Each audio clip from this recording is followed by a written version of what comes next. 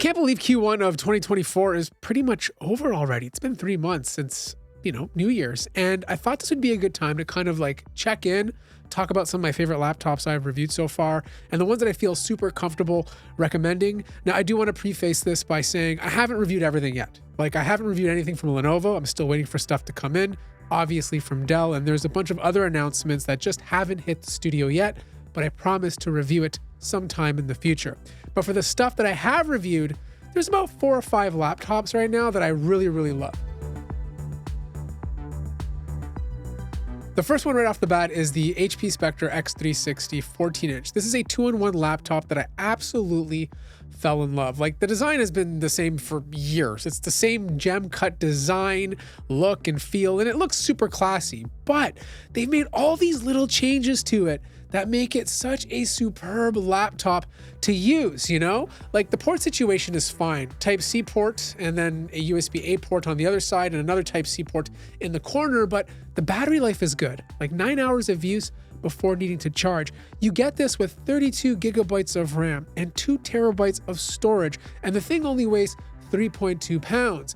But it's when you take the keyboard that feels really good to type on and you combine it with a gorgeous 14-inch OLED display that runs at 120 hertz and a haptic touchpad, you have a recipe for a brilliant Windows laptop. Now, the best part out of all of this is I just checked and they reduced the price by $400. You can now get this beauty for $1499, which is a good price considering the specs that are inside of it.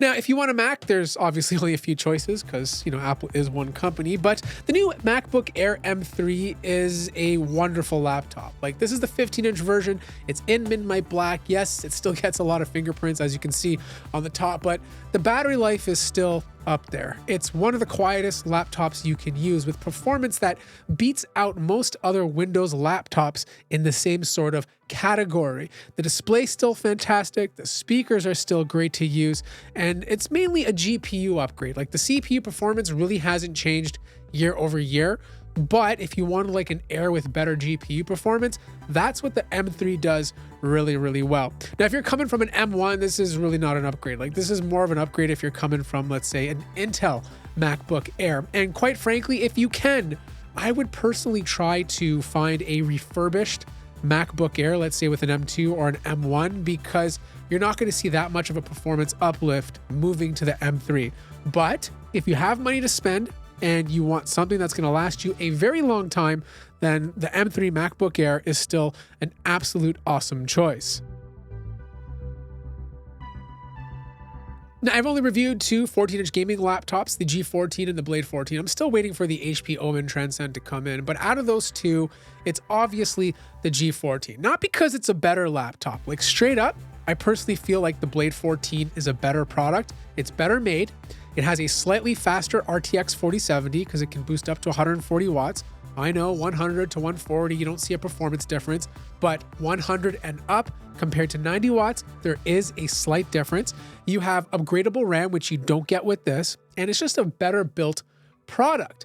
The downfall, though, is that Blade 14 is $700 more, and I feel like you're just not getting $700 more of value with the Blade 14.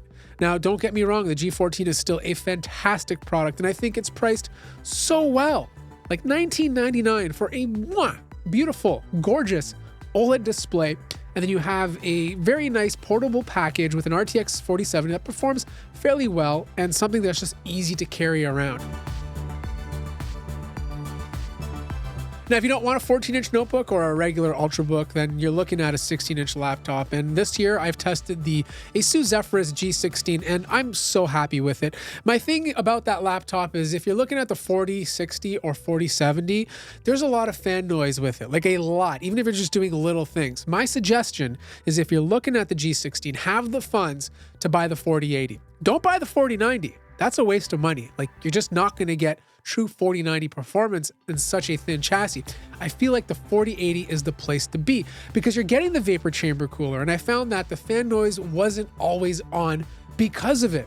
Plus, the 4080 obviously provides better performance than a 4070 or a 4060, so I think it's a good sweet spot in a chassis this thin. Plus, when you pair it with that beautiful OLED display, just like the G14, you have some beautiful visuals, regardless of what you're doing. It doesn't matter if you're gaming, doing productivity, or just watching karaoke. It's the display to get. And the price is pretty good. You know, it's not the cheapest laptop, but the price is pretty good considering what you're getting.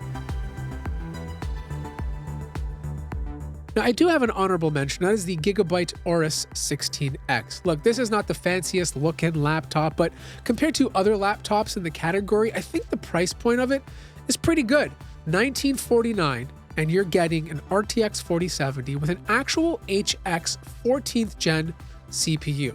This is good performance. And then when you pair it with about 8 hours of very light use in terms of battery life and a very consistent experience, you're just getting a good laptop. Everything's upgradable from the RAM to the SSDs. It has an extra slot if you want to put a second drive.